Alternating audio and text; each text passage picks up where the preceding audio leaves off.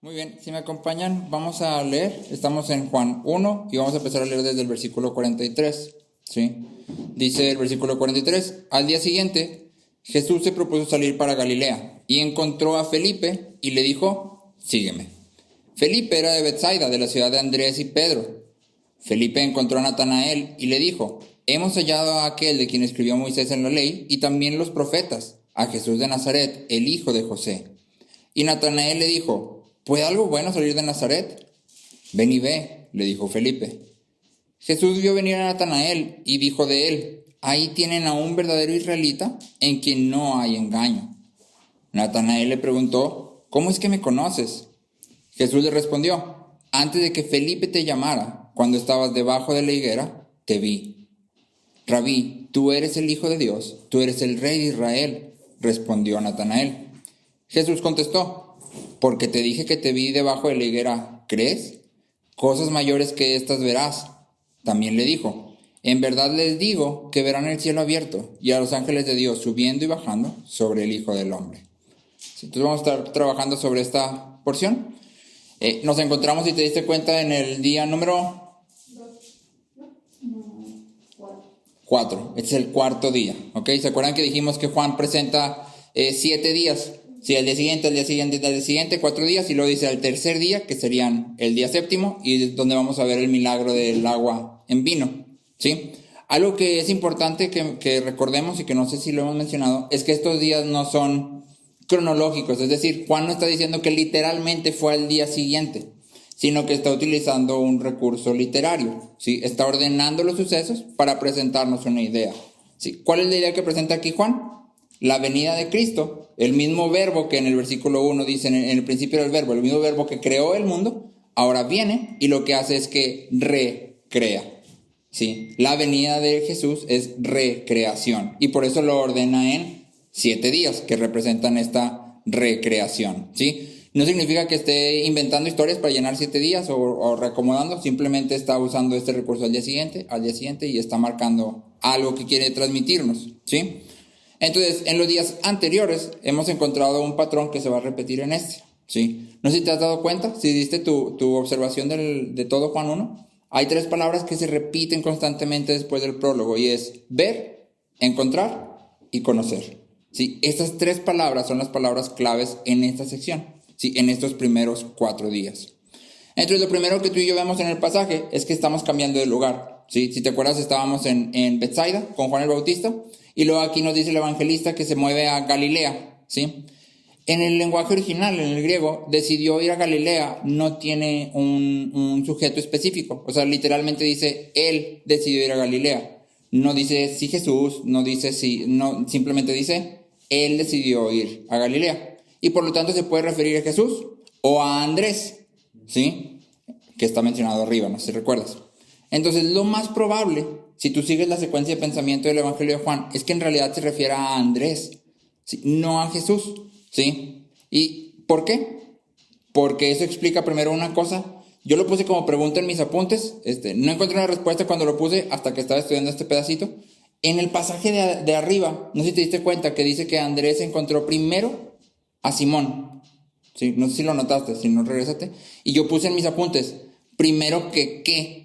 O sea, primero que a quién, primero que a Jesús, primero que a quién, porque dice que primero. Entonces, tomar aquí, a Andrés decidió ir a Galilea, ¿sí? Y luego a Andrés encontró a Felipe, ahora resuelve el primero. Primero encontró a Simón y luego encontró a Felipe, exactamente, ¿sí? Y aparte de esto, ¿sí? Concuerda con la idea de la narración, ¿sí? La narración nos está enseñando un patrón repetitivo. Todos los discípulos de Jesús vienen por el testimonio de alguien más, ¿sí? Andrés y el otro discípulo que no menciona, que decíamos probablemente es el evangelista, Juan mismo, vienen por medio del testimonio del Bautista. ¿Te acuerdas que está Juan el Bautista y lo dice, ahí está el Cordero de Dios? Y entonces estas 2 personas van y siguen a Jesús, ¿sí? Llegan a Jesús por el testimonio del Bautista, ¿sí? Pedro viene porque Andrés lo trae, ¿sí? Y Natanael viene porque Felipe lo trae, ¿sí? Y Felipe viene porque Andrés lo trae, ¿sí? Entonces, Por la ambigüedad que se presenta, lo más lógico sería seguir el patrón que el evangelista presenta, y de hecho es un patrón que abarca todo el evangelio. ¿Te acuerdas por qué dijimos o cuál es el propósito central de la escritura de este evangelio?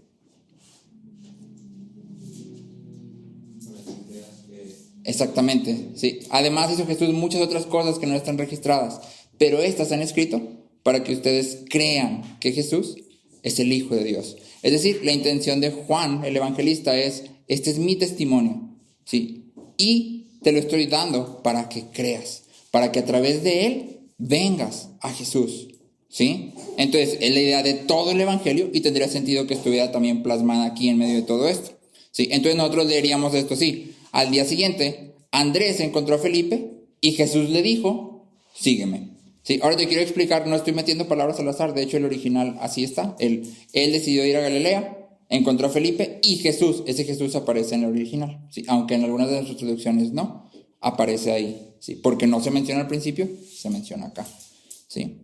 Entonces aquí, en esta simple secuencia de ideas que ya se ha ido repitiendo, hay una idea clave para nosotros. ¿Cómo crece la iglesia? ¿Cómo se extiende el evangelio?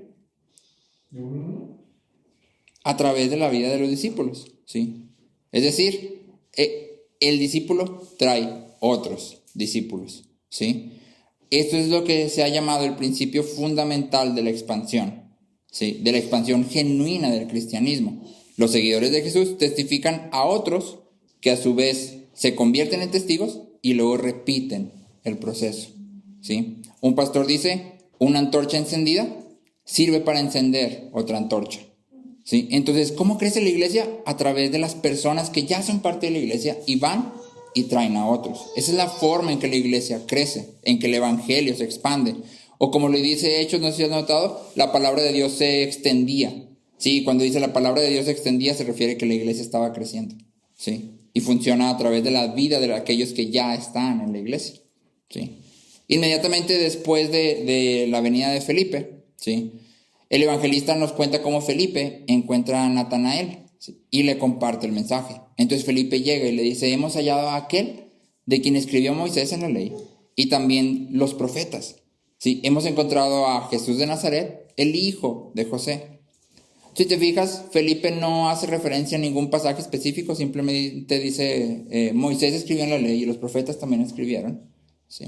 Según Alfred Edersheim, que es un cristiano judío, existen 456 pasajes en el Antiguo Testamento que son interpretados como hablando de Cristo por los rabinos judíos, ¿sí?, o hablando del Mesías. Entonces puede ser cualquiera de esos 456. Felipe no tiene en mente uno específico, sino es todo el Antiguo Testamento testifica de esta persona, ¿sí?, y lo hemos encontrado, ¿sí? En segundo lugar, si te fijaste, Felipe dice: es Jesús de Nazaret, el hijo de José, ¿sí? Entonces, estas dos cosas era lo que en ese tiempo se usaba. Generalmente tú y yo utilizamos apellidos, ¿sí? Primero uno y si no es suficiente, pues el otro, y ya identificas a una persona. En ese tiempo se utilizaba primero su ciudad y luego el nombre de su padre, y así sabías quién era, lo identificabas completamente, ¿sí? De entre todo lo que Felipe le dice a Natanael, lo que a Natanael le llama la atención es Nazaret, ¿sí? Eso es lo que ve Natanael como... Y Natanael dice: Felipe, ¿cómo va a ser que el Mesías viene de Nazaret? O sea, claro que no, ¿sí? Obviamente Natanael tiene alguna predisposición en contra de la idea de que el Mesías sea de Natanael, pero a Juan no le molesta explicar por qué Natanael dice lo que dice. Y si te fijas, Felipe no discute con Natanael. Su respuesta es la misma que hemos visto todas las veces. Simplemente Felipe dice: ven y ve, ¿sí? Entonces aquí hay otra clave para nosotros, ¿sí? El evangelio se extiende primeramente por medio de los discípulos, ¿sí? Pero los discípulos no usan primeramente la apologética, es decir, no voy y le digo a la gente por qué sus ideas están mal y cómo la Biblia está bien y todo lo que ellos piensan es incorrecto, ¿sí? Sino que hago una invitación: ven y ve. La primera herramienta para extender el evangelio es el amor genuino, la preocupación genuina por las almas, ¿sí?, no el conocimiento utilizado como un arma, ¿sí? Después de esto, vemos que Natanael, a pesar de su predisposición, acepta y dice: ok, vamos a ver, ¿no? Cuando Jesús ve que Natanael viene, dice algo que es bastante interesante. Y la frase exacta de Jesús puede ser traducida, ahí tienen uno que es todo Israel y nada Jacob. ¿Sí? En tu Biblia dice, ahí tienen un israelita en quien no hay engaño. ¿Sí? Pero literalmente lo pudiéramos traducir como, ahí tienen uno que es todo Israel y nada Jacob. Si te acuerdas, Jacob en el Antiguo Testamento era sinónimo de engaño, trampas, gandallismo, ¿sí? O sea, si quieres ver a un compa gandalla, tramposo, mentiroso, Jacob, ¿sí? No hay otro como Jacob, ¿sí? Entonces, esa es la idea. Y Filo, que es un filósofo judío, dice que Israel, ¿alguien sabe qué significa el nombre de Israel?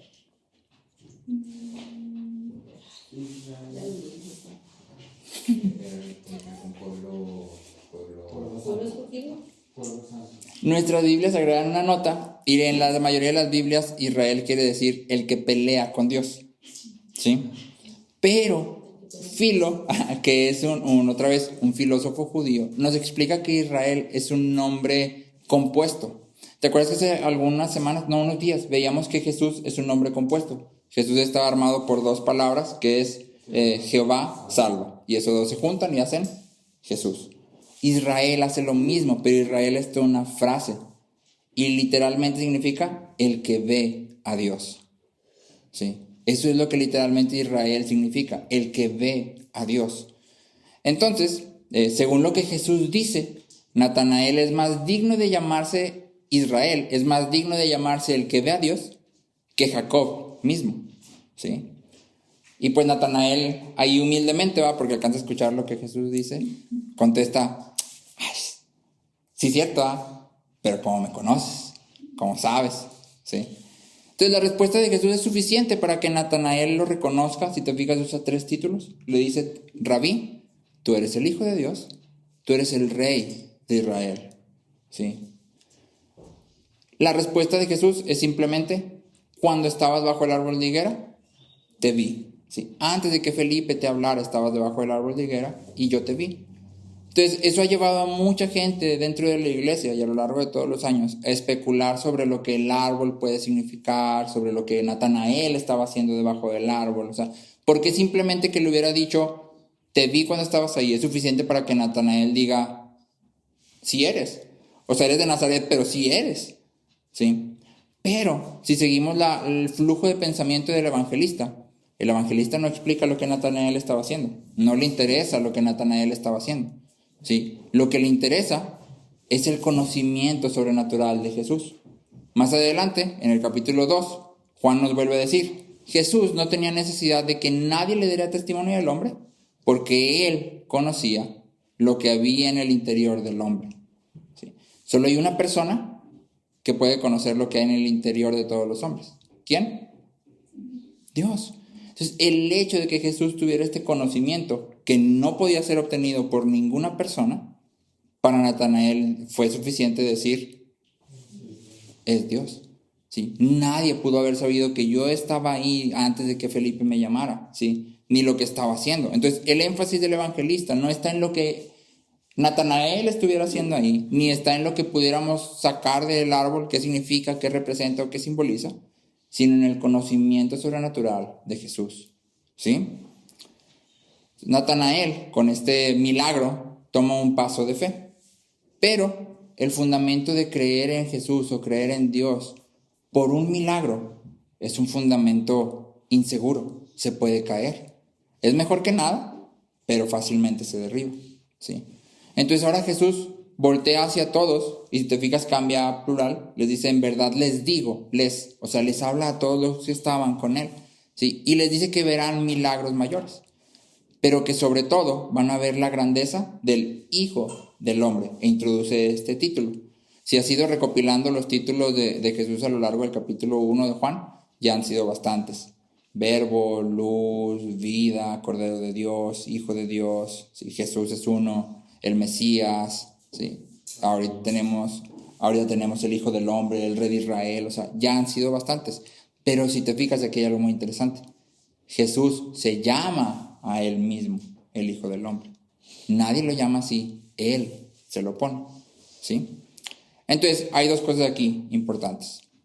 Primero, la referencia de Jesús, donde dice, verán a los ángeles de Dios subir y bajar. ¿Está haciendo una referencia? ¿Alguien recuerda qué historia? Jacob cuando vio la escalera. Exactamente, de Jacob cuando ve la escalera. Entonces, esto lo puedes encontrar en Génesis. Sí, si no me equivoco, está por Génesis 28. Entonces, en la historia de la escalera de Jacob, Jacob está huyendo de Esaú. Justo acaba de complotear con su mamá, le roba la bendición a Esaú, y entonces Esaú jura que lo va a matar, y pues Jacob, patitas para que las quiero, sale corriendo. Llega a un lugar que se llama Luz y duerme. Y mientras duerme se nos dice que ve una escalera, ¿sí?, enorme, que llega desde la tierra hasta el cielo, y ve los cielos abiertos y ángeles de Dios que suben y bajan a través de ella. Algo que es importante que mantengamos en mente aquí es que si te has fijado con atención en Génesis, no deberíamos de imaginarnos una escalera. No sé, cuando piensas en la escalera de Jacob, ¿qué piensas? No sé si piensas en escaloncitos o en una escalera de bomberos o en un... Sí, más bien deberías de pensar en una estructura tipo pirámide o lo que se conoce como un zigurat, ¿sí? Ya en tu caso, si quieres, te regresas a Génesis y vas a ver que dice que su base era enorme. O sea, lo que sostenía la escalera estaba sobre la tierra, no sobre el cielo. Lo que implica que era una cosa gigantesca que llegaba hasta el cielo, ¿sí? Entonces, esta imagen, cielos abiertos, algo que conecta, y ángeles de Dios subiendo y bajando, está dando una idea, y la idea es, hay una comunicación abierta entre el cielo y la tierra. Si los ángeles de Dios suben y bajan. Pero lo interesante es que en el pasaje de Génesis, Dios no está en la cima, ¿sí? Jacob ve la escalera, hay ángeles que suben y bajan, pero Dios no está allá arriba, sino que el pasaje en Génesis nos dice que Dios, que estaba a su lado, le confirma la promesa que le hizo a Abraham. ¿Dónde estaba Dios? A su lado, sí. En la tierra, a un lado de Jacob, ¿sí? Entonces, es la presencia de Dios en la tierra lo que crea esta comunicación abierta entre el cielo y la tierra, y lo que trae esta escalera por la que los ángeles suben y bajan, ¿sí? Es que Dios está ahí en ese lugar lo que hace eso, ¿sí? Entonces, cuando tú y yo traemos esto a la declaración de Jesús, donde dice, y verán a los ángeles de Dios subiendo y bajando sobre el Hijo del Hombre, generalmente lo llevamos a Jesús es la escalera, pero no, Jesús no es la escalera, Jesús es Dios mismo. Y entonces el hecho de que Jesús, que es Dios, esté en la tierra, va a provocar exactamente lo mismo que provocó en el caso de Jacob, que haya cielos abiertos y una comunicación directa entre el cielo y la tierra, ¿sí? Y esto lo combinamos con la parte que te dije, hijo de hombre, ¿sí? Jesús utiliza este nombre para él mismo, este título para él mismo, porque en ese tiempo, como platicábamos, no sé si te acuerdas, todo el pueblo esperaba un Mesías. Y ya había cierta idea en el pueblo de que iba a ser un Mesías. El Mesías tenía que ser como David, y tenía que pelear, y tenía que rescatarnos de los romanos, y quitar este imperio por encima de nosotros, porque el Mesías viene a liberarnos. Entonces, pues, ¿quién nos tiene oprimidos? Los romanos. ¿A quién va a venir a quitar el Mesías? A los romanos, ¿sí? Entonces ya había como muchas ideas alrededor del Mesías. Sin embargo, el título de hijo de hombre estaba como vacío. Estaba ahí, pero nadie lo utilizaba de tal forma que ya tuviera ideas conectadas. Para Jesús es como un pizarrón en blanco. Lo toma, se lo atribuye, y entonces él llena el concepto de hijo de hombre, ¿sí? Hijo de hombre está conectado en la vida de Jesús con Daniel 7, donde Daniel dice que ve a uno como hijo de hombre.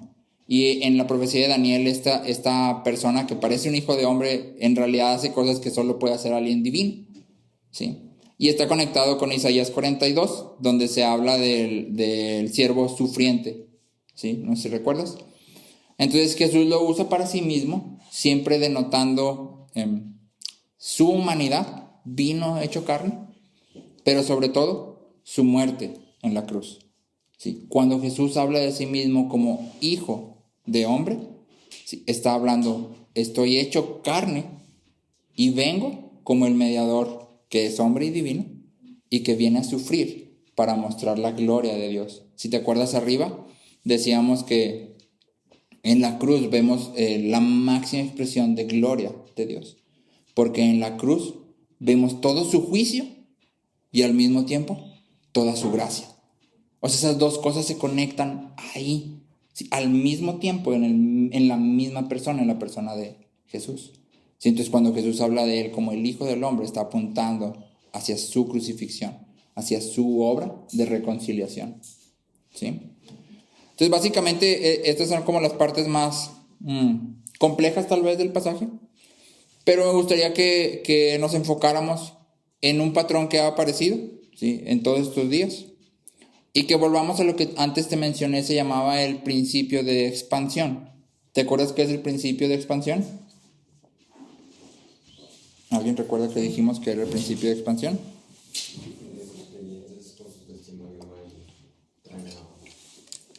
Exactamente. Discípulos que hacen discípulos. Es el principio de expansión. ¿De expansión de qué? Expansión del evangelio, expansión de la palabra, expansión de la iglesia. El principio es discípulos hacen otros discípulos. ¿Sí? Una nota aquí. Todos somos discípulos. Sin importar cuál sea tu posición en la iglesia, si eres pastor, líder, vienes nada más, todos somos discípulos. Nadie nunca deja de ser discípulo. Y siendo discípulos, hacemos otros discípulos. Ese es el llamado, ¿sí? Entonces vamos a dividir el principio de expansión en dos partes. Lo primero es ser discípulos y lo segundo es hacer discípulos, ¿sí? Primero vamos a ver ser discípulos y luego vamos a ver hacer discípulos, ¿sí? Entonces primero, ser discípulos. ¿Cómo nos convertimos en discípulos? Siguiendo lo que Juan nos narra aquí, nos convertimos en discípulos cuando Jesús nos encuentra, ¿sí? Y yo creo que, ¿se acuerdan que decimos, aparte de leer la Biblia, es leerla con imaginación? Imagínate que Dios está viendo esto y de repente ve cuando Andrés dice, hemos encontrado al Mesías, ¿sí? Y luego Felipe viene y dice, hemos encontrado al Mesías. Yo me imagino que Dios va a estar así como que, como sí. ¿Por qué? Porque ninguno de ellos realmente encontró al Mesías. Mucho más adelante en Juan, Jesús va a decir, ustedes no me escogieron a mí, sino que yo los elegí a ustedes. O sea, Andrés y Felipe dicen, lo encontramos, pero en realidad es, me encontró. O sea, Él me encontró a mí. El Mesías no está perdido. Jesús no está perdido. ¿Quién está perdido? Nosotros, Andrés, Natanael, Felipe, Pedro, estaban perdidos. Y aunque pareciera que ellos lo encontraron, en realidad es Jesús quien los encuentra, ¿sí? Entonces, esto en realidad nos da esperanza a nosotros, porque si estamos aquí hoy, si hemos encontrado a Jesús, en realidad sabemos que es Él quien nos ha encontrado, ¿sí? Él nos ha visto desde antes y nos ha traído hacia Él, ¿sí? Y muestra su amor, porque no es que nosotros lo eligiéramos, sino que Él nos trajo, ¿sí? Entonces, si nos convertimos en discípulos cuando Jesús nos encuentra, la siguiente pregunta es, ¿qué es ser un discípulo? ¿Sí? Ok, ya, me convierto en discípulo cuando Jesús me encuentra. Pero, ¿qué significa ser un discípulo de Jesús? ¿Sí? En todas estas narraciones, en realidad las conversiones son iguales. Aunque puede parecer que la interacción es diferente, las conversiones son exactamente iguales. Porque para todos, el llamado de Jesús es el mismo y el llamado es, sígueme, ¿sí? Ven conmigo, ven y ve, ¿sí? El llamado para todos es el mismo, sígueme, ¿sí? Y entonces Jesús tiene una misma tarea para todos sus seguidores, sean como sean quienes sean, ¿sí? Y el llamado es seguir.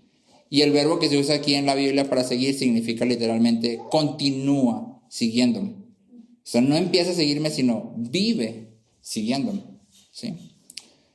Un pastor dice, no existe el cristianismo sin discipulado personal, ¿sí? No existe el cristianismo sin discipulado personal, que si lo traduces a tu lenguaje es, no existe el cristiano que no esté siendo discipulado personalmente, ¿sí? Si eres cristiano, estás llamado a ser discipulado para poder discipular, ¿sí?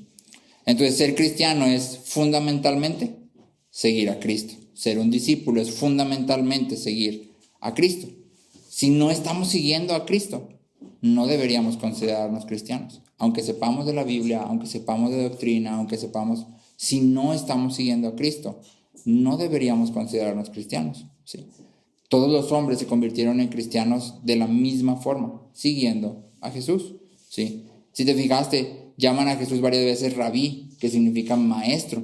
Y no es nada más un título, sino que al llamarlo rabí lo están reconociendo como aquel que les va a enseñar. Sí, lo están reconociendo como una autoridad bajo la que ellos se van a establecer para empezar a aprender. ¿Sí? Y nosotros debemos de hacer lo mismo. Muchas veces como cristianos no hacemos ni poquito, ¿sí? Nada de esfuerzo, o a veces así como lo más mínimo, para crecer en nuestro entendimiento bíblico, ¿sí? Y luego de repente la Biblia nos confronta nuestras ideas y no queremos abandonarlas. O sea, la Biblia dice, mira, pues sí, pero no. O sea, alguna vez en un grupo de estudio me tocó conocer una persona que hablábamos acerca de la gracia y el primer punto para entender la gracia es todos somos pecadores. Explícito en la palabra en Romanos, no hay quien busque a Dios, no hay quien haga lo bueno, ¿sí? Entonces todos somos igual de pecadores ante la palabra, aunque hay pecados más viciados que otros, si quieres, no es lo mismo echar una mentira que ir a matar gente allá, ¿sí? Ante Dios es pecado, ¿sí? Y entonces estamos en el mismo estado, dignos de condenación, ¿sí? Pero esta persona se resistía a ese concepto. Él decía, no, es que yo no soy tan malo. O sea, que afuera hay gente más mala. Yo la neta soy bueno. O sea, tengo familia, tengo esposa y los cuido y les doy y les proveo. Yo no soy tan malo. Sí, o sea, allá, malo allá, yo medio bueno, ¿sí? Entonces, esa era su idea. Y aun cuando la palabra decía, eres pecador igual que todos, él decía, no, soy bueno, ¿sí? Y el problema en realidad no es que digas soy bueno, soy malo. El problema es que si eres medio bueno, nomás necesitas media gracia. Pero Jesús no da medias gracias, ¿sí? Jesús es o tu Salvador completo o ninguno, ¿sí? O lo necesitas todo o no tienes nada, ¿sí? Ese sería el problema fundamental. Entonces muchas veces tú y yo no hacemos nada por crecer en lo que entendemos de la Biblia y luego nos confrontan y no. O sea, sí dice, pero se me hace que lo estás leyendo mal. No ha de ser, ¿sí? Entonces, seguir a Cristo también significa imitar su forma de vida. Sí, significa crecer en entendimiento, pero también cambiar mi mente, pero también cambiar mi vida. Sí, debo de imitar la forma en que Cristo vivió. Sí, debo de imitar su actitud hacia los otros. Debo de someterme a la voluntad del Padre. Seguir a Jesús es ir a donde Él fue. ¿A dónde fue Jesús? Primera parada, la muerte en la cruz. Esa es la primera parada, ¿sí? Entonces, seguir a Jesús es ir a la cruz. Dietrich Bonhoeffer, que ya te he platicado mucho de Dietrich, dice, cuando Cristo llama a un hombre, le hace una invitación y lo invita a venir y morir. Esa es la invitación. Ven y muere. ¿Sí? Para Bonhoeffer, la invitación de Cristo significó regresar de Estados Unidos a la Alemania nazi para predicar abiertamente en contra de Hitler, ¿sí? Y murió por ello, ¿sí? Para Corrie ten Boom, que su mayor sueño era casarse, significó nunca casarse, porque nunca tuvo el tiempo de darse ese lujo. Estaba muy ocupada salvando vidas de judíos perseguidos por los nazis, ¿sí? Para nosotros, primero que nada, significa abandonar nuestra mentalidad individualista. Significa abandonar nuestros intereses materiales, nuestros proyectos. Significa de entrada abandonar no, es que así soy. No, sí, yo soy bien difícil, o yo sí soy muy cerrado. O no, es que una vez yo malamente le dije a un pastor, es que a mí no se me da hablar con la gente. Yo no puedo así relacionarme. Y su respuesta fue la misma que yo te estoy diciendo hoy. Es que esa no es una razón válida. ¿Sí? Jesús ha venido a transformarnos. Y si el Evangelio te llama, es porque puedes hacerlo. ¿Sí? Otra vez citando a Agustín, lo que Dios demanda, Dios da. Si Dios ha dicho que debes de abandonar tu individualismo, es porque el Evangelio te capacita para abandonarlo. ¿Sí? Ser salvo es entonces fundamentalmente tomar nuestra cruz. Sea lo que sea que signifique tomar nuestra cruz. Para un verdadero discípulo, ser salvo o ser un discípulo también significa añadirse a una iglesia, ¿sí? Y crear relaciones cercanas con las personas en la iglesia, ¿sí? No es nada más voy a la iglesia los domingos, sino me relaciono de manera íntima con la gente que conforma la iglesia, ¿sí? Si te fijas otra vez en el pasaje, el bautista guía a Andrés, Andrés guía a Simón y Felipe guía a Natanael, ¿sí? En general, la regla que Juan nos muestra aquí es que la forma en que verdaderamente podemos conocer a Jesús es a través de los amigos, ¿sí? Estamos muy acostumbrados hoy por hoy a creer que nosotros solos podemos. No, yo estudio en mi casa, y no necesito ir a la iglesia. Yo soy la iglesia. La Biblia nunca dice eso, jamás. Sí, la Biblia dice que somos piedras vivas que juntos conformamos la iglesia. Sí, tú y yo no somos la iglesia individualmente, serás un ladrillo. Sí, pero si no te congregas, serás un ladrillo. ¿De qué te sirve un ladrillo? De portería de fútbol, tal vez. Sí, para levantar el carro. Y nada más. Sí. La idea de yo soy la iglesia no es bíblica. ¿Sí? Entonces, la manera en que tú y yo crecemos es a través de las amistades, de las relaciones con la gente dentro de la iglesia. ¿Sí? No vamos a poder procesar lo que estamos estudiando o escuchando en las predicaciones a menos que tengamos amigos. Amigos que vayan más delante que nosotros en la Biblia y amigos que vayan más detrás, porque ambas cosas son importantes. ¿Sí? Yo pienso que sobre todo es importante tener como unos que vayan atrás. Para mí la persona que me hace las preguntas más difíciles, más difíciles, es Aria. Aria me hace las preguntas más difíciles de la Biblia, o sea, más difíciles. Si hay alguien por quien yo tengo que estudiar para, papá, esto, mañana te contesto y me verás en la noche. ¿Por qué? Porque ella no entiende muchas cosas y sus preguntas son genuinas. Sí, me preguntó, ¿por qué Dios tiene tantos nombres? Oh, cielos. Me preguntó, ¿Dios se murió en la cruz? No, Aria, Jesús murió en la cruz. Pero tú dijiste que Jesús es Dios. ¿Dios se murió o no? Entonces, tal vez no lo entiende porque son conceptos tal vez muy complejos, pero por lo menos a mí me obliga a estar preparado. ¿Sí? ¿Y qué hago? Pues recurro a amigos más avanzados que yo, ¿verdad? Oye esto, oye aquello, aquí, allá, pum, pum, pum. Y busco libros y estudios de gente más avanzada que yo. ¿Sí? Eso hago. Entonces, tú y yo necesitamos crear estos lazos genuinos, ¿sí? Y entonces traer estas preguntas, ¿sí? Podemos tal vez pensar, y creo que esto es lo que generalmente sucede, pues es que no tengo mucho en común con la gente de la iglesia. Somos como muy diferentes. Sí, ¿cómo me relaciono con ellos? A Zabala le gusta el fútbol y yo no sé ni patear una pelota. Sí, o sea, ¿de qué platicamos? Sí, o Aarón y Francis se duermen a las 8 de la noche y yo a las 11 ando bien pilas. ¿Qué vamos a hablar? O sea, sí.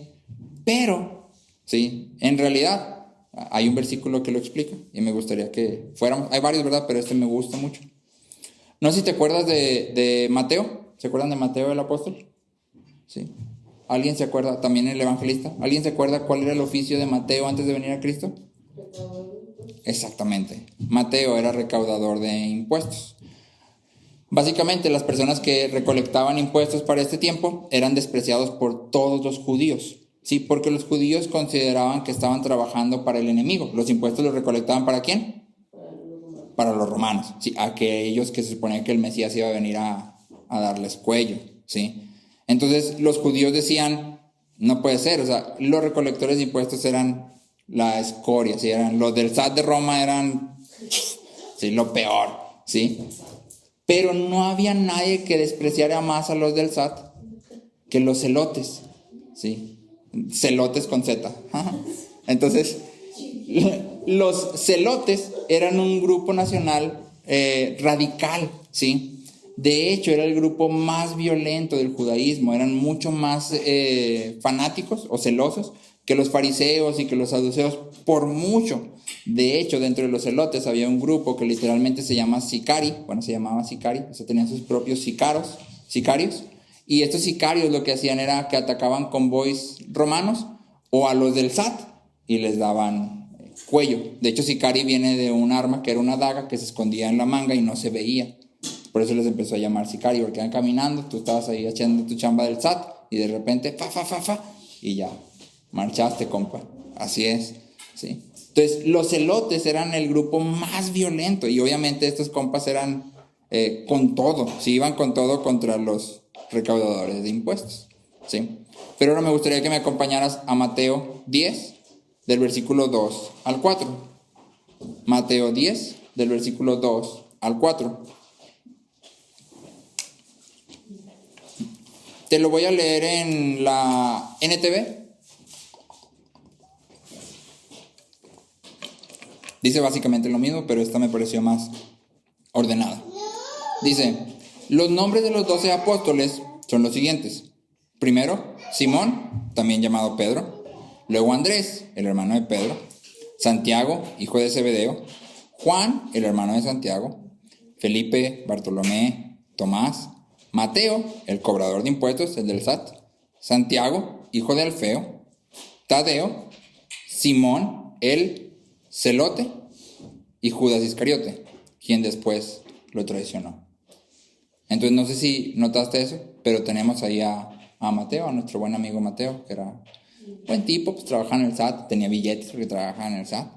Pero junto a él tenemos a Simón, el celote, ¿sí? Entonces estos dos hombres, que eran los enemigos más naturales en esa cultura, pasaron más de 3 años juntos, ¿sí? Primero 3 años bajo la enseñanza de Cristo, aprendiendo de él, pero luego cuando Cristo asciende no dicen, ya se fue, tú y yo, córtalas para siempre, sino que siguen trabajando juntos para edificar la iglesia, ¿sí? Ahora, lo importante que tú y yo debemos de mantener en mente aquí, no es que Mateo sigue siendo del SAT pensando en generar dinero, porque era por lo que trabajaban para el SAT, ¿sí? Y Simón sigue siendo celote, diciendo el Mesías nos va a rescatar de Roma, sino que ambos abandonan esas ideas, ¿okay? Lo que importa no es la riqueza, lo que importa no es ser librado de Roma, ¿sí? Lo que importa es Cristo mismo. Jesús es lo más importante y lo que Él ha venido a hacer es lo más importante.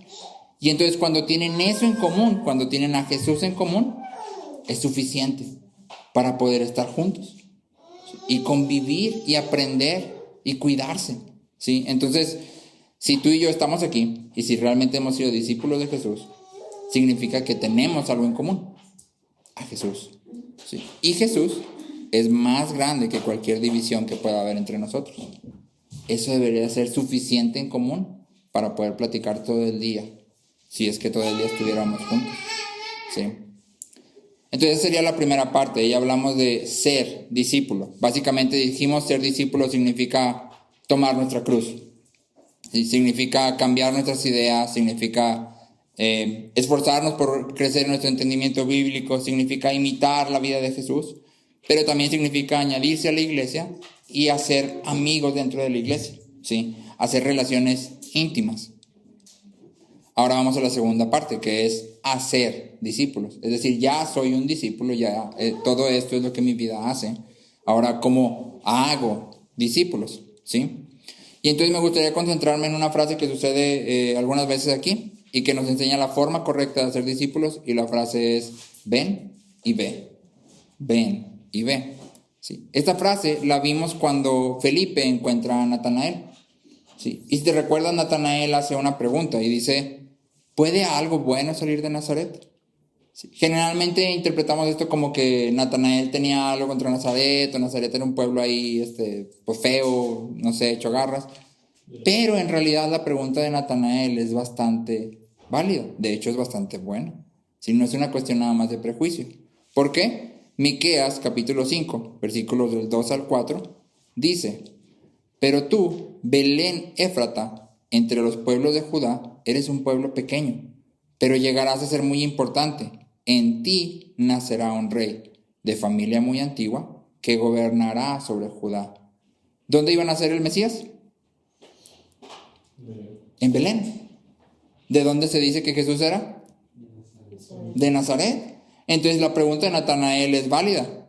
El Mesías debe de venir de Belén. Sí, ¿cómo que el Mesías es Jesús de Nazaret? Sí, no cuadra. Algo está mal, ¿sí?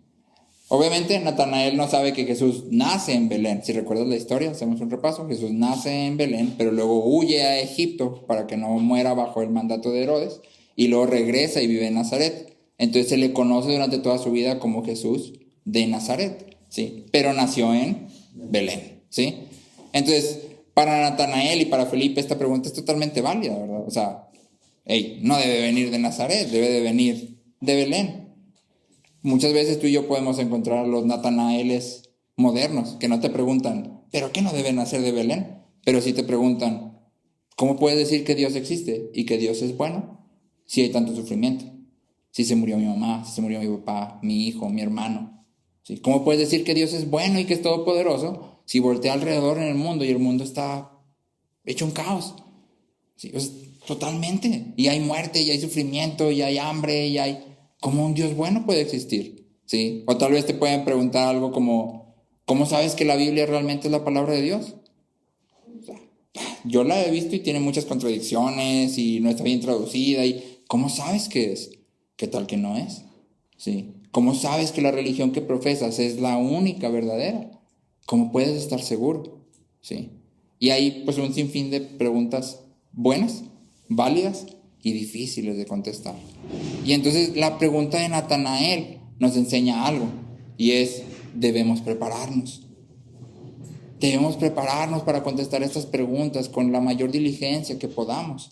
¿Sí? Primera de Pedro 3, 15 y 16 dice, adoren a Cristo como el Señor de su vida. Fíjate la instrucción, adoren a Cristo como el Señor de su vida. ¿Cristo es el Señor de nuestra vida? Sí. Sí, espero que sí, ¿sí? Entonces, si Cristo es el Señor de mi vida, yo lo voy a adorar como el Señor de mi vida. Pero luego Pedro dice, ¿cómo es adorar a Cristo como el Señor de nuestra vida? Dicen, adoren a Cristo como el Señor de su vida. Si alguien les pregunta acerca de la esperanza que tienen como creyentes, es decir, acerca de su fe, de lo que creen, ¿sí? Estén siempre preparados para dar una explicación. Pero háganlo con humildad y respeto. ¿Sí? Entonces, ¿es Cristo tu Señor? Sí, adóralo. ¿Cómo? Prepárate para dar razón de tu esperanza. ¿Sí? Y hazlo siempre en humildad y respeto, pero prepárate. ¿Sí?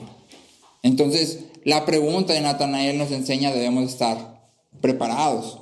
¿Sí? Pero la respuesta de Felipe también nos enseña algo. ¿Sí? Felipe no contesta, ¿qué te pasa, Natanael? Pues si te estoy diciendo que es él. ¿Te atreves a cuestionarlo? Sí. Felipe le dice, ven y ve. Sí. Ven y ve. La respuesta de Felipe nos enseña que debemos de tener una confianza humilde. ¿Sí? Felipe dice, pues si es de Nazaret, pues algo está raro, ¿ah? Pues no sé, o sea, yo la verdad no sé, pero seguro que podemos ir y podemos preguntar. Y va a haber una respuesta. Vamos y veamos. ¿Sí? Y eso es lo mismo que tú y yo debemos de hacer. ¿Sí? A veces no vamos a saber qué responder porque hay preguntas difíciles y no lo sabemos todo. ¿Sí? Si lo supiéramos todo ya no estaríamos aquí. Entonces debemos de reconocer cuando no podemos responder algo, no tratar de armar ahí rápido una respuesta de lo que se me acuerde y me ocurre, porque podemos caer en mal representar a Dios, ¿sí? O en mal usar la palabra. ¿Sí? Es mejor decir, no sé. Sí, tu pregunta es bien buena, o sea, la verdad tienes razón, pero no sé. Pero ¿sabes qué podemos hacer? Podemos ir y ver. ¿Sí? ¿A dónde? Pues a la palabra. Vamos a la palabra y veamos. ¿Sí? Vamos a la iglesia, seguro que en la iglesia le podemos preguntar a alguien y nos puede dar dirección. ¿Sí? Vayamos y veamos. ¿Sí? Pero esto nos lleva a la otra parte que me gustaría comentar del ven y ve. Porque cuando dices ven y ve, ¿qué le vas a enseñar? Ven y ve, ¿qué? Sí, para Jesús, cuando le preguntan, ¿dónde vives? Jesús dice, ven y ve. Sí, o sea, Jesús no le dice, no, tienes que creer en mí. Sí, primero, y luego ya, no. Ven y ve. Vente, aquí vivo a la vuelta. Vamos ahí y ahí vamos, ves cómo me comporto, ves lo que tengo para decir, ves quién soy. Sí, ven y ve.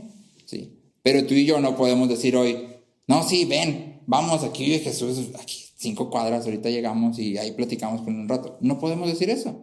Entonces cuando decimos, ven y ve, básicamente estamos invitando a las personas a 3 lugares diferentes. Ajá. Primero los invitamos a la palabra, ¿sí? Que conecta con lo que estamos hablando, ¿sí? Obviamente, no vamos a ir por ahí y le vas a decir a la persona, oye, ven y vamos a ver la palabra, cómprate esta Biblia de estudio, tráete tus marcadores, cómprate 2 comentarios que te voy a recomendar, una libreta y vamos a estudiar Oseas, ¿sí? ¿Qué te va a decir la persona? ¿Estás loco? Claro que no. Sí, para empezar también claro, los comentarios y los libros también. Entonces, o sea, sí, y los marcadores. Sí, claro que no. Entonces cuando decimos ven y ve la palabra, o la forma en que decimos ven y ve la palabra, es en realidad cuando tú y yo podemos hablar lo que el Evangelio dice, específicamente las circunstancias de esas personas. ¿Sí? Cuando la persona dice estoy pasando por esta situación o por esta situación y nosotros sabemos cómo el Evangelio aplica en esa situación, lo que estamos diciendo es ven y ve la palabra. ¿Sí? Esto es lo que la palabra tiene para decir, esto es lo que la palabra habla a la situación que estás viviendo. ¿Sí? Esto es lo que Jesús dice. ¿Sí? Entonces yo tengo que poder extraer los principios del Evangelio y luego aplicarlos al contexto de cada persona. ¿Sí? Decir, en lo que estás viviendo el Evangelio dice esto. En lo que estás pasando el Evangelio dice esto. ¿Sí? O Jesús ofrece esta esperanza. La Biblia nos explica esto así. ¿Sí? La pregunta entonces para nosotros es, ¿estamos preparados para decir, ven y ve la palabra? ¿Sí? Es decir, esto es lo que la Biblia dice a lo que estás viviendo. ¿Sí? En segundo lugar, estamos invitando a la gente a la iglesia. Sí, y la iglesia, como hablamos, es todos ladrillos juntos, es decir, es la congregación de aquellos que están siendo santificados. Sí, y entonces los invitamos a que vengan y escuchen la predicación, eso sin lugar a dudas, pero más que eso, porque escuchar una predicación lo puedes hacer en internet, YouTube, podcast, lo que tú quieras, pero más que escuchar predicaciones, que es bueno, es ven y ve cómo la iglesia reunida se ve. ¿Sí? No sé si te acuerdas en Romanos 5, el pasaje favorito de Franci. Al final de toda la cadenita dice, porque el amor de Dios ha sido derramado en nuestros corazones. ¿Sí? Entonces el hecho de que el amor de Dios haya sido derramado en nuestros corazones es lo que como creyentes nos capacita para amar a los que nos rodean.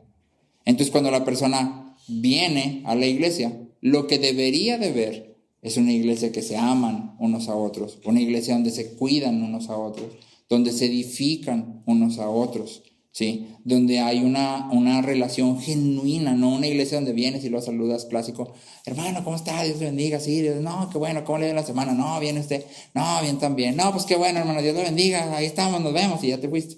¿Qué relación es esa? Ninguna.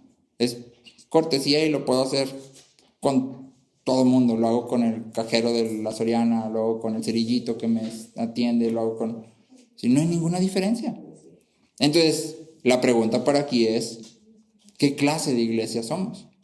Cuando llega una persona nueva a la congregación, llega y dice, aquí como que algo se ve diferente, aquí algo se ve raro, como que sí estoy viendo algo, porque la invitación es ven y ve, ¿sí? O va a decir, pues se ve igual, se me hace que me llevo mejor yo con mis amigos del dominó.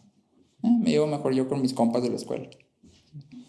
Porque entonces si eso es lo que ven, pues en realidad no están viendo lo que deberían de ver. No están viendo la gloria del Evangelio y lo que Dios hace en las vidas de las personas. Y se supone que está haciendo en las nuestras. Y esto nos lleva al tercer lugar donde invitamos a las personas. Si primero los invitamos a la palabra, al poder aplicar los principios del Evangelio a la vida de cada uno de ellos. En segundo lugar, los invitamos a la iglesia. ¿Sí? Cuando como iglesia mostramos el amor que Dios ha derramado en nuestros corazones, entre nosotros. Y en tercer lugar, los invitamos a nuestra vida. ¿Sí? Y esto, aunque lo puse en tercer lugar, creo que es lo que las personas van a observar con más cuidado. ¿Sí? Y de hecho, por más tiempo. Las reuniones de la iglesia, pues quizás vendrá una vez a la semana y eso tal vez. Pero si es una persona con la que estás entablando una relación, pues estás pasando mucho tiempo con ella. ¿Sí? Entonces, la pregunta aquí es, ¿cómo vive esta persona que dice haberse encontrado con el Dios vivo? ¿Sí? ¿Cómo vive esta persona que dice que este es el único camino a salvación? Y que mi mayor necesidad es un salvador de mi pecado. Y que se supone que él ya ha sido salvado de su pecado. ¿Cómo vive? ¿Sí? Entonces, ya lo hemos platicado muchas veces, pero el Evangelio toca todos los aspectos de nuestra vida. No hay una sola cosa en nuestra vida que el Evangelio no toque, que no hable, que no transforme o que no debería de transformar, ¿sí? Aquí nada más te hago énfasis en algunos que creo que son relevantes y la pregunta es, ¿cómo se ve? ¿Cómo se ve una familia o un matrimonio, ¿sí? Cuando han sido transformados por el Evangelio? ¿Cómo se ve una amistad cuando ha sido transformada por el Evangelio? ¿Sí? ¿Cómo se ve un trabajo que ha sido transformado por el Evangelio? Es decir, yo me desarrollo como maestro. ¿Sí? Cuando mis alumnos me ven o la gente allá afuera me ve, ¿me veo como un maestro igual que cualquier otro maestro allá afuera? ¿Estoy igualito? ¿Sí? Cuando la gente alrededor me ve como esposo de Franci y papá de Aria y de Maya, ¿soy igual que cualquier papá? ¿Sí? ¿O realmente hay algo distinto porque el Evangelio me ha transformado? Y así cada uno en su trabajo y en su relación de familia, lo que te toque en el rol, ¿sí? ¿Cómo se ve tu administración financiera? Es decir, ¿cómo usas tu dinero cuando has sido transformado por el Evangelio? ¿Sí? ¿Cómo se ve tu alimentación? ¿Sí? ¿Cómo comes? Porque el Evangelio también habla de cómo como y qué como y a qué horas como. ¿Sí? ¿Cómo se ve el cuidado del cuerpo de alguien que ha sido transformado por el Evangelio? ¿Cómo se ve mi ética? ¿Sí? Si es que ha sido transformada por el Evangelio. ¿Cómo se ve? ¿Sí? ¿Cómo nos distinguimos de aquellos que nos rodean? Porque si nos vemos igualitos, pues ni estamos siendo discípulos, ni mucho menos podemos hacer discípulos. ¿Sí? Acuérdate que lo primero para ser discípulos es ser discípulo. ¿Sí? Y entonces, si no hay una distinción, ¿qué le estoy invitando a ver? Ven y ve cómo voy a la iglesia, pero me veo igualito que tú. Ven y ve cómo leo la Biblia, pero me veo igualito que tú.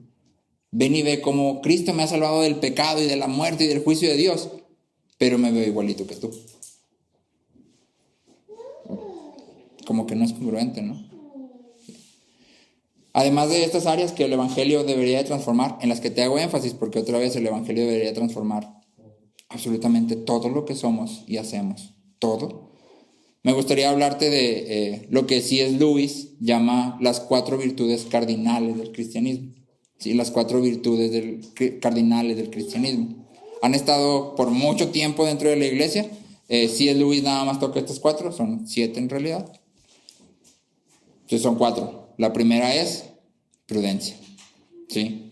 Prudencia significa sentido común, práctico.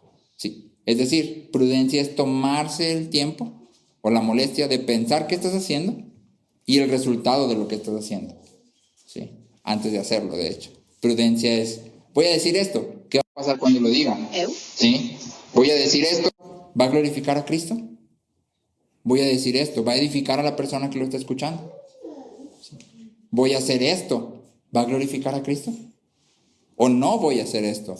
¿Va a glorificar a Cristo?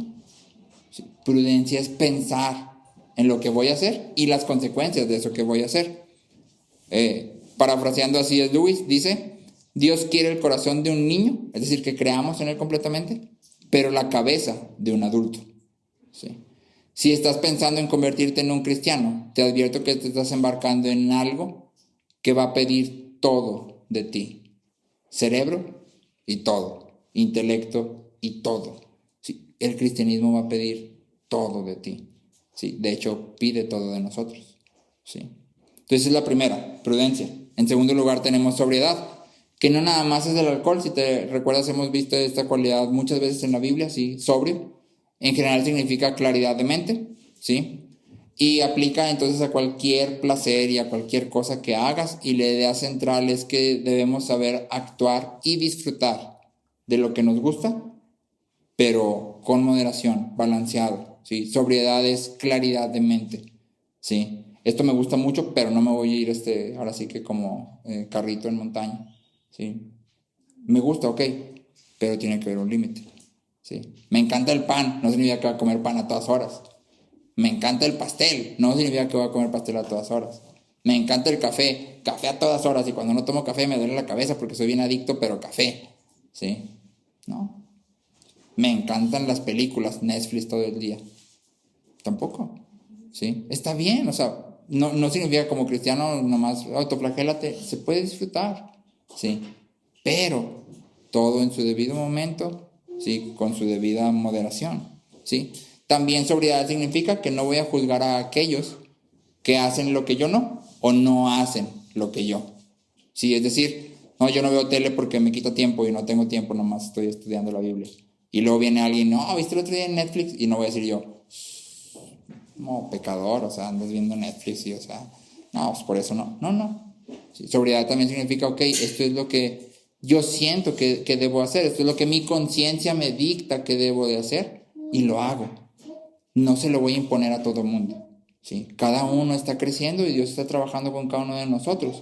Puedo explicar, ¿sí? Oye, ¿sabes qué? Es que, pues, que veas una serie de Netflix en un día, pues sí está como que, cuidado, es mucho tiempo, o sea, igual, pues ahí modérate, ¿va? También acuérdate que hay que prepararse y hay que estudiar y hay que, o sea, pero no, estás en pecado porque nunca, ¿sí? En tercer lugar, tenemos justicia. Y justicia no significa, voy a ser justo. Es decir, si ahí dice, clásico en los supermercados, no, el letrero dice 32.50 y me lo estás cobrando a 33. Háblale al gerente, porque a mí lo que me gusta es lo justo, la justicia, y me vas a cumplir lo que dices porque eso es lo justo y eso no es ser justo. Estás demandando justicia, que cualquier persona puede hacer eso, sin ser justo. Sí, más bien la justicia se ve como ser alguien honesto, equitativo, confiable, veraz, íntegro. Eso es ser alguien justo, ¿sí? Ahora esto pues es una definición corta, que se dice fácil, pero se hace difícil, ¿sí? Entonces, justicia es esencialmente ser honesto, equitativo, confiable, veraz e íntegro, ¿sí? Llevamos 3. 1, prudencia. 2, 3, justicia. Y la cuarta es fortaleza, ¿sí? Esencialmente fortaleza significa valentía, pero no la clase de valentía que tú y yo pensamos. De hecho, esta semana en la escuela la cualidad de carácter fue valentía. Y fue divertido porque la mayoría de los niños, así como nosotros, valentía tiene que ver con enfrentar tus temores. Les platicaba alguna vez que Chuchu mató una rata gigante en un baño y yo dije, o sea, yo no lo hubiera hecho, ay, qué miedo, ¿sí? No quiere decir que a Chuchu no le dio miedo, sí le dio, pero fue y pues eso es lo que tenía que hacer, ¿verdad? Y todos los niños les pregunté, ¿fue valiente? Sí, eso es muy valiente, sí. Ok, es un concepto de valentía y generalmente está en todos nosotros. Ajá, sí. No, sí estaba grande, claro. Sí. Pero más bien aquí fortaleza o valentía significa o se refiere a aquella valentía que persevera a largo plazo en medio del dolor. ¿Sí? La valentía que persevera a largo plazo en medio del dolor. Es decir, cuando vienen situaciones difíciles en nuestra vida, ¿sí? Pero nosotros sabemos que Dios sigue siendo bueno. Y yo entonces sigo siendo justo, sobrio, prudente. Mi vida sigue glorificando a Dios, aun cuando la situación a mi alrededor no me motiva como tal, ¿sí? Yo sigo caminando en esto. Eso es valentía, ¿sí? Justamente definíamos en la semana con los niños, valentía es hacer aquello que el Evangelio te ha llamado a hacer, sin importar cómo te sientes, sin importar si te gusta o no, sin importar si el Evangelio te llama, tú actúas. Sí, eso es valentía, porque muchas veces nuestros miedos más profundos no tienen que ver con cucarachas o fantasmas, o tienen que ver con qué va a decir la gente de mí, ¿sí? O qué va a pensar, o qué tal que ya no me quiere o ya no me habla, ¿sí? O qué tal que me rechaza. ¿Sí? Pero si el Evangelio me llama, yo actúo, ¿sí? Entonces, no se trata aquí de practicar, de vez en cuando yo soy valiente, de vez en cuando persevero. No, de vez en cuando sí digo la verdad. No, más bien se trata de ser hombres y mujeres prudentes, sobrios, justos y fuertes o valientes. Ser. Sí, otra vez Lewis dice, Dios no quiere que simplemente obedezcamos un set de reglas. Lo que realmente quiere es gente de un tipo en particular. ¿Sí? No se trata de, aquí están las reglas, esto haz. No, aquí está Cristo. Esto sé. Sí. Sé como Cristo. Y lo maravilloso, lo hermoso del Evangelio es que Dios no dice, aquí está Cristo, alcánzalo, sino que el Evangelio nos dice que es Dios mismo, su Espíritu en nosotros, transformándonos. Y si te acuerdas en Gálatas, Pablo dice que somos conformados a la imagen de Cristo. Somos conformados como si alguien más lo hiciera. No dice, no, somos conformados. Y luego ya más adelante dice, confórmense a la imagen, pero primero estableció, hay alguien que está obrando en ti, ¿sí? Que te está formando. Y tú lo único que tienes que hacer es caminar en línea con el Evangelio, ¿sí?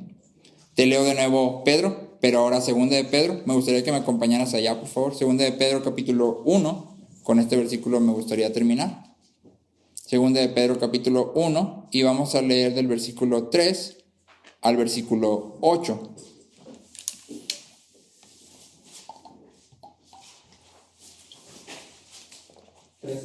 Así es. Te estoy leyendo otra vez en la NTV. De nuevo, la idea es más o menos la misma. Sí. Bueno, de hecho es la misma, aunque se lee diferente. Entonces, versículo 3 dice, mediante su divino poder, Dios nos ha dado todo lo que necesitamos para llevar una vida de rectitud. Si Dios nos ha dado todo lo que necesitamos. Y luego dice, todo esto lo recibimos al llegar a conocer a aquel que nos llamó por medio de su maravillosa gloria y excelencia. Y debido a su gloria y excelencia, nos ha dado grandes y preciosas promesas. Estas promesas hacen posible que ustedes participen de la naturaleza divina y escapen de la corrupción del mundo causada por los deseos humanos. En vista de todo esto, o sea, en vista de que Dios nos ha dado todo lo que necesitamos, ¿sí? Y que nos lo dio cuando conocimos a Cristo. En vista de todo esto, dice, esfuércense al máximo por responder a las promesas de Dios. Generalmente tú y yo, ¿cómo respondemos a la promesa de Dios? Amén. No, fíjate cómo debemos responder a las promesas de Dios. Esfuércense por responder a las promesas de Dios complementando su fe con una abundante provisión de excelencia moral. La excelencia moral con conocimiento. El conocimiento con control propio. El control propio con perseverancia. La perseverancia con sumisión a Dios. La sumisión a Dios con afecto fraternal. Y el afecto fraternal con amor por todos.